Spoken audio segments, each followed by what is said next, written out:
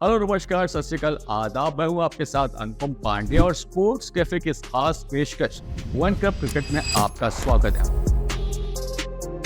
हमेशा की तरह इस बार हम बात करेंगे एक और आईपीएल टीम की, लेकिन ये आईपीएल टीम बहुत खास है क्योंकि ये 5 बार आईपीएल ट्रॉफी जीत चुकी है। लेकिन चर्चा ये हो रही है कि क्या पुराना कप्तान ही इस बार टीम को लीड करेगा या फिर नया वाला कप्तान जिसे पिछले साल कप्तानी दी गई थी और बड़ा बवाल मचा था वही टीम को लीड करेगा। खबरें ये भी आ रही हैं कि रोहित शर्मा शायद टीम के साथ ना बने रहें या फिर अगर बने रहेंगे तो कप्तानी को लेकर सवाल बड़े हैं।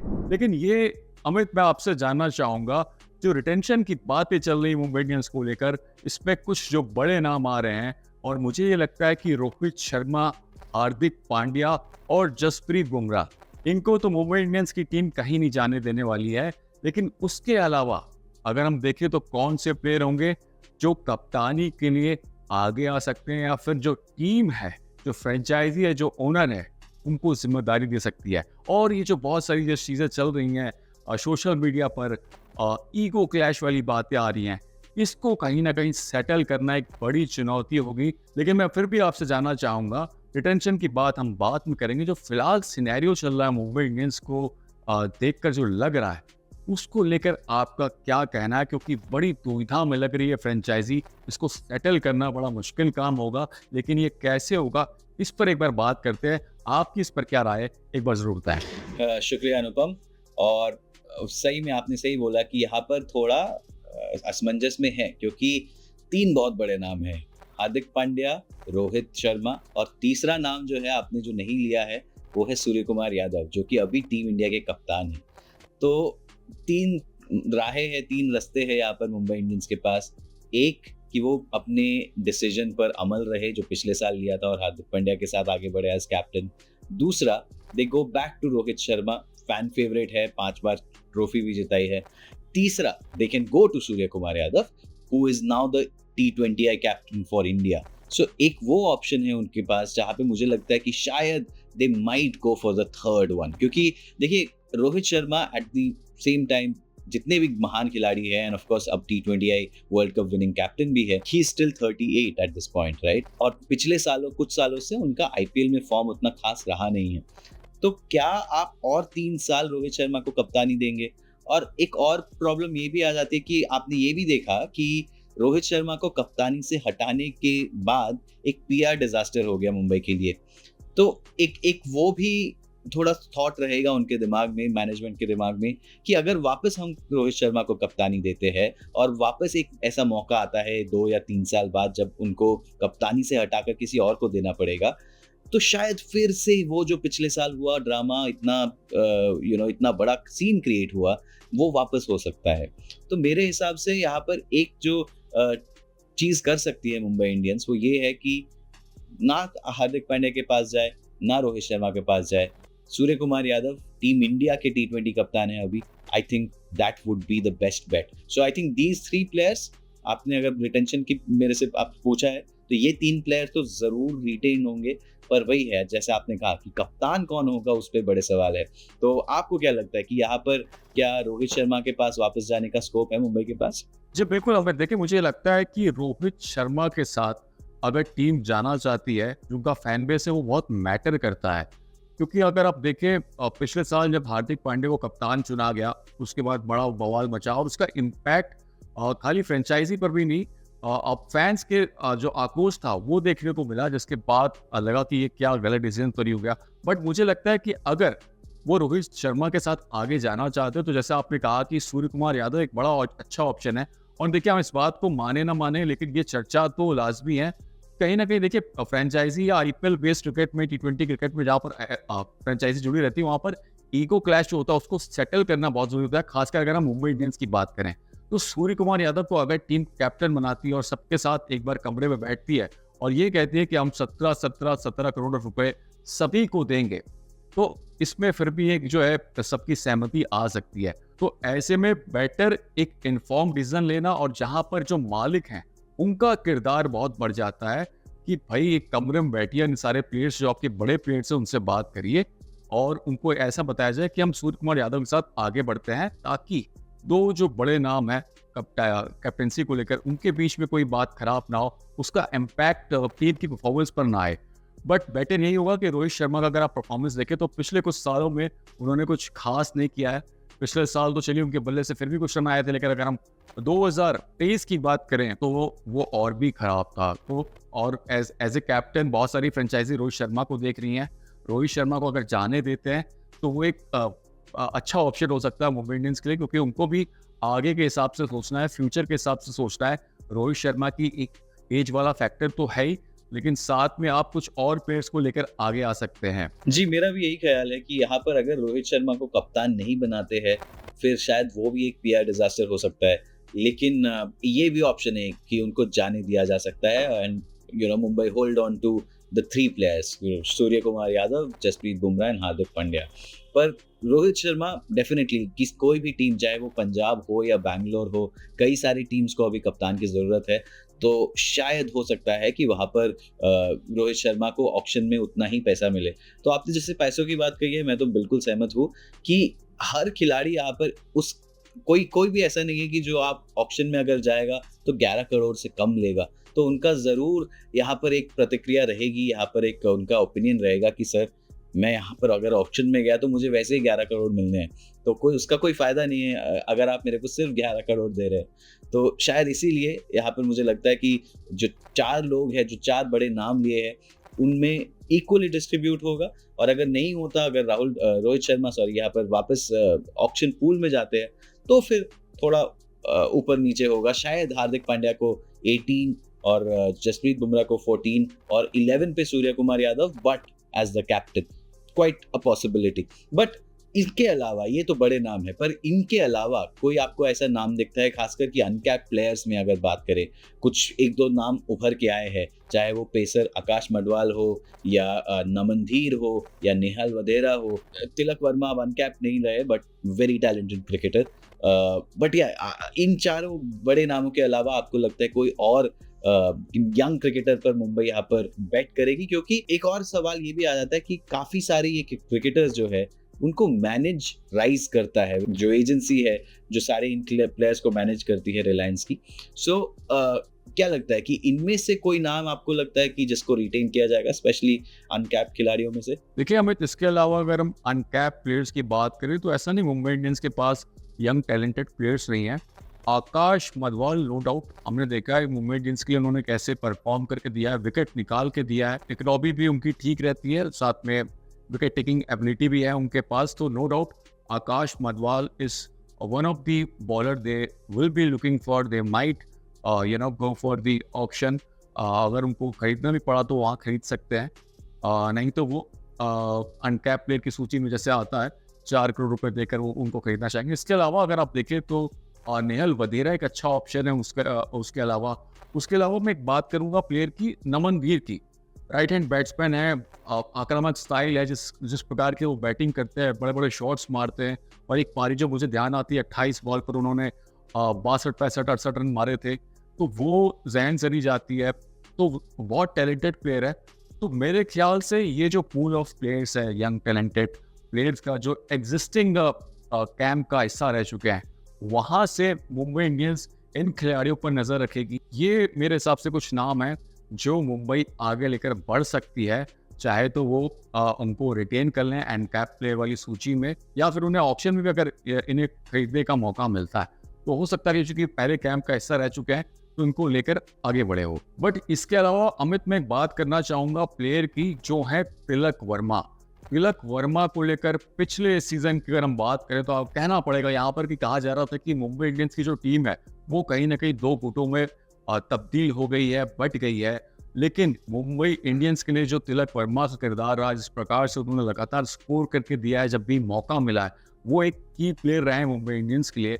और अभी भी एशिया इमर्जिंग कप जो हो रहा है उसमें वो एज ए कैप्टन खेल रहे हैं। तो शायद मुझे लगता है कि इन खिलाड़ियों के अलावा मुंबई इंडियंस का जो जोर रहेगा जिस खिलाड़ी को रिटेन करने में, वो तिलक वर्मा एक ऐसा नाम है जिनको वो अपने साथ लेकर चलना चाह रहे हैं। बेशक रोहित शर्मा अगर चले जाते हैं दूसरी टीम में तो भी। जी, और मैं काफी खुश होऊंगा अगर तिलक वर्मा को यहाँ पर रिटेन किया जाता है, क्योंकि he is one for the future. और जिस तरह से हमने देखा कि इंडिया ए की कप्तानी भी करी अभी उन्होंने हाल ही में, हालांकि टूर्नामेंट नहीं जीते पर फिर भी उनको वो जिम्मेदारी दी गई है, तो उनमें वो मैच्योरिटी देखते हैं सिलेक्टर्स, उनमें वो मैच्योरिटी देखती है मुंबई की मैनेजमेंट भी। और पिछले 3 साल में जिस तरह से उन्होंने खेला है, कोई सेकंड सीजन उनका कई बार ऐसा होता है खिलाड़ियों की पहला सीजन बहुत अच्छा बीतता है पर सेकंड सीजन में थोड़ा डाउनफॉल हो जाता है, पर तिलक वर्मा के साथ हमने ऐसा नहीं देखा है, कंसिस्टेंट रहे हैं और बहुत सूझबूझ से खेला उन्होंने जब भी खेला है। तो अगर तिलक वर्मा को रिटेन करते हैं, हालांकि अब तिलक वर्मा को किस प्राइस पॉइंट पर वो रिटेन करेंगे वो भी एक बड़ी बात है, क्योंकि again Tilak Varma is a player जो कि शायद हैदराबाद जैसी टीम अपनी टीम में चाहेगी, क्योंकि वो हैदराबाद से ही है। वो एलिमेंट मिसिंग है हैदराबाद की टीम में कि कोई हैदराबाद दी खिलाड़ी उस टीम में नहीं है। तो हो सकता है तिलक वर्मा को यहाँ पर कोई बाकी बड़े सारी टीम टारगेट कर रही होगी अगर वो ऑक्शन में जाए। पर वही सवाल यही आ जाता है कि इन चारों नामों के बाद क्या मुंबई के पास पर्स बच जाएगा तिलक वर्मा को रखने का। पर उसके अलावा अगर नाम देखें ओवरसीज क्रिकेटर्स की, एक बड़ा यहाँ पर दाव लगाया था टिम डेविड पर, उनको सोचा गया था कि कायरन पोलार्ड के रिप्लेसमेंट बनकर उभरेंगे यहाँ पर वैसा कुछ हुआ नहीं। तो क्या लगता है आपको कि आरटीएम यहाँ पर शायद यूज किया जाएगा टिम डेविड के लिए, क्योंकि बड़ी सारी बाकी मुंबई फ्रेंचाइजीज का वो अहम हिस्सा है, चाहे वो एमआई केप टाउन हो या बाकी एमआई मेरे ख्याल से एमआई एमिरेट्स भी।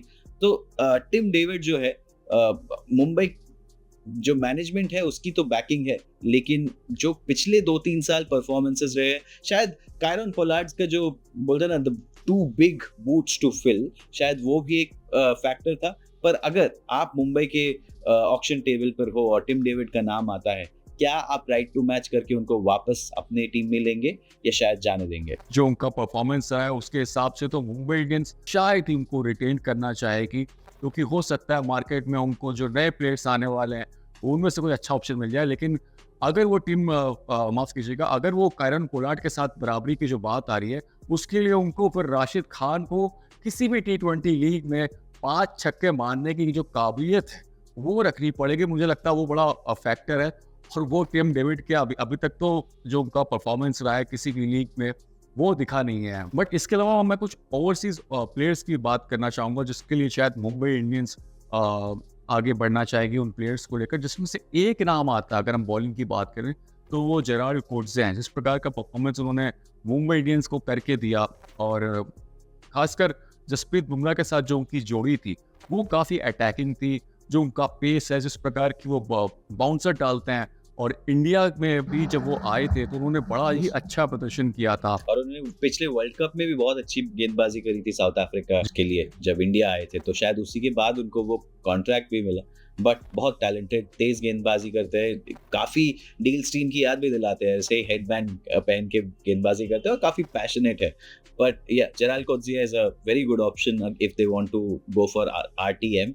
और उतना अच्छा रहा नहीं था पहला सीजन इस साल, लेकिन अगर उनको बैक किया जाए मुंबई के पिचेस पे जहाँ पे थोड़ा बाउंस रहता है और स्विंग भी रहता है इवनिंग के टाइम पर, शायद जसप्रीत बुमराह के साथ एक जोड़ी बना सकते हैं जो कि जोफ्रा आर्चर नहीं बना पाए। Jofra Archer was a auction disaster for Mumbai.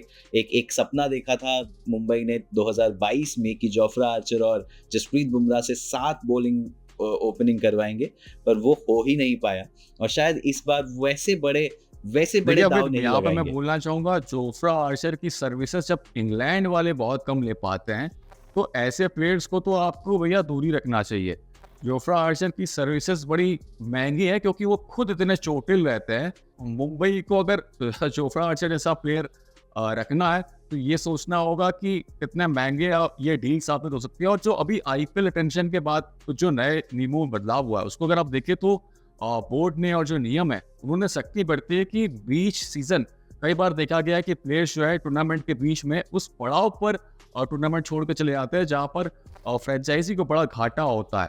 जी बिल्कुल, वही है कि वंस बिटन ट्वाइस शाई, आपके साथ ये पहले हो चुका है। तो वही है कि पिछला जो साइकिल बीता है मुंबई के लिए, काफी सारी लर्निंग्स है, क्योंकि ट्रॉफी एक भी नहीं है पर लर्निंग्स काफी सारी है कि कैसे आप ऑक्शन में ऐसे ख्वाब ना बुने, कैसे आप इतना बड़ा कैप्टनसी ट्रांजिशन अचानक से ना करे। तो बहुत सारी लर्निंग्स है मुंबई के लिए और शायद इसीलिए यहाँ पर बहुत सूझबूझ के साथ ऑक्शन में बैठेगी टीम दोबारा से तैयार करने के लिए, क्योंकि पिछले 3-4 साल अच्छे नहीं बीते हैं। काफ़ी साल हो गए हैं अब मुंबई को ट्रॉफी जीते हुए और जो एक चेन्नई से वो ऊपर एक ट्रॉफी ऊपर की एक बनाकर रखा था, अब वो भी बराबरी हो चुकी है। तो Mumbai definitely needs to win a trophy soon and that can only happen when it's a happy dressing room। और पिछले साल की जो खबरें हमने पढ़ी वो हमें ज़रूर ये बताती है कि it was not a happy dressing room and इसीलिए शायद कुछ बदलाव उस कारण भी किए जाएंगे कि जो उस ड्रेसिंग रूम में एलिमेंट्स ऐसे थे जो कि उस हार्मनी को इफेक्ट कर रहे थे, शायद उनको यहाँ से निकाला जाएगा। नए खिलाड़ी लाए जाएंगे जो कि जिनके पास वो पिछले सीजन का बुरा हैंगओवर नहीं है। तो इसीलिए शायद जब वो ऑक्शन में बैठेगी भी कुछ जो डिसीजंस होंगे वो बड़े इन्फ्लुएंस होंगे जिस तरह से पिछला सीजन बीता है और जिस तरह से उन्होंने गलतियां करी थी 2022 वाले ऑक्शन में जहां पर उन्होंने ये टीम बनाई थी। पर आखिर एक सवाल मैं आपसे ये करूंगा, ईशान किशन बहुत बड़ी रकम लेकर इनको खरीदा गया था, बहुत इन पर भरोसा दिखाया गया था, रिटेन उनको किया तो नहीं जाएगा, लेकिन क्या उनको राइट टू मैच करके वापस, क्योंकि ईशान किशन की किस्मत पिछले 1 साल में काफी बदली है। 200 मारा वनडे क्रिकेट में, उसके बाद से things have been really bizarre for him. So Ishan Kishan की कहानी में अब क्या ट्विस्ट आने वाला है, आपको क्या लगता है? ईशान किशन की जो कहानी है वो काफ़ी इधर कुछ दौर रहा है, वो ऊपर नीचे रहा है, बड़े अप एंड डाउन्स रहे हैं उनकी लाइफ में और बोर्ड ने भी सख्ती बरती है। बट मुझे लगता है कि जो बोर्ड का फैसला उसको आपको मानना ही पड़ता है टीम में जगह बनाने के लिए। But even for Mumbai Indians I would say कि बड़ा मुश्किल होने वाला है, क्योंकि जो प्राइस टैग के साथ वो आए हैं 15.25 करोड़, उसको अभी तक उस तरीके से जस्टिफाई नहीं कर पाए। उनका हाल का जो फॉर्म रहा है जहाँ पर मैच फिनिशिंग का भी एक रोल आता है, हालांकि कई बार जो बैटिंग क्रम है उस पर ऊपर नीचे रहे हैं, बट मुझे नहीं लगता है कि ईशान किशन के साथ मुंबई इंडियंस एक बार फिर जाने वाली है या उन पर विश्वास जताने वाली है। हाँ, नए जो ऑप्शंस मिलेंगे उन्हें, एक्सप्लोसिव जो विकेट कीपर बैट्समैन होंगे ऑप्शन में जो आएंगे, जो नए नाम होंगे, नए चेहरे होंगे, या फिर जो ऑलरेडी टीम से खेल रहे हैं, दूसरी कंट्री से खेल रहे हैं, वहाँ से मुझे लगता है एक नया ऑप्शन उठाना चाहिए, क्योंकि ईशान किशन फिर एक बड़ा महंगा रिसोर्स पड़ जाएंगे। जी, और आई थिंक ईशान किशन की करियर के लिए भी बेहतर होगा कि अब एक नई टीम के लिए खेले, क्योंकि वो मुंबई टीम में काफ़ी सालों से है और वही है कि उन पर काफ़ी इन्वेस्टमेंट भी किया है, लेकिन उस तरह के रिजल्ट्स निकल कर नहीं आए हैं। जिस तरह के आप जो ग्रोथ ट्रैजेक्टरी आप उम्मीद करते हैं वैसा हुआ नहीं है। और पिछले साल जो हुआ उनके साथ बीसीसीआई के साथ, I think it's time for him to have a new start and probably it will happen in a different dressing room। एक अलग ड्रेसिंग रूम में उनको एक बेहतर मौका मिलेगा यहाँ पर रीस्टार्ट करने का। तो या मेरे हिसाब से भी मुझे नहीं लगता कि ईशान किशन इस बार मुंबई की टीम में दिखेंगे। पर अगर बात करूँ जो हमने हमारे यहाँ पर डिस्कशन रही है, हमारे यहाँ पर कॉन्वर्सेशन रही है मुंबई के रिटेंशंस की, तो एक बात तो तय है कि सूर्य कुमार यादव, हार्दिक पांड्या, जसप्रीत बुमराह कहीं नहीं जा रहे हैं। रोहित शर्मा थोड़ा सा वहां पर एक एस्टेरिस्क है कि क्या वो कप्तान रहेंगे अगर टीम में रहेंगे, या वो टीम में नहीं या वो रिटेन नहीं होंगे। और उसके बाद जब बात आती है अनकैप प्लेयर्स की, नमन धीर पिछले साल अच्छा परफॉर्म किया है और आकाश मडवाल यॉर्कर्स बड़े अच्छे दिखाए थे उन्होंने पिछले साल, तो वहां पर एक शायद पोटेंशियल है। राइट टू मैच में आपने मेरे हिसाब से जलाल कोत्सिया को एक फिगर आउट किया है कि ये जो खिलाड़ी है इसके लिए शायद मुंबई एक राइट टू मैच यूज करे ताकि बुमराह के साथ एक बढ़िया बॉलिंग पार्टनरशिप बना सके। लेकिन ईशान किशन जो है शायद अब इस साल मुंबई के प्लान्स में नहीं दिख रहे हैं। अनुपम, बहुत बहुत शुक्रिया आपका इस एपिसोड में हमसे जुड़ने के लिए और बहुत मजा आया। देखते क्या होता है अब आईपीएल रिटेंशन में जो कुछ दिनों में लिस्ट आने वाली है। मेरे दोस्त, आप जो भी इस एपिसोड को देख रहे हैं, इस वीडियो को देख रहे हैं, आप जरूर हमें कमेंट में बताएं कि आपको क्या लगता है कि कौन से वो खिलाड़ी होंगे जिनको यहाँ पे मुंबई रिटेन करेगा और कौन से वो खिलाड़ी होंगे जिसको यहाँ पे मुंबई राइट टू मैच से वापस टीम में लाएगा। चैंपियन टीम है, 5 बार इन्होंने ट्रॉफी जीती है, तो इनको बहुत कुछ पता है जीतने के बारे में। पिछले 3 साल जैसे कुछ ठीक बीते नहीं हैं और बहुत ज़रूरत है यहाँ पर कुछ बदलाव की। तो आप भी हमें बताएँ कि कौन-कौन से ऐसे बदलाव यहाँ पर मुंबई कर सकती है। हम मिलेंगे आपसे एक और एपिसोड के साथ जल्द ही स्पोर्ट्स कैफ़े पर ऑन वन कप क्रिकेट।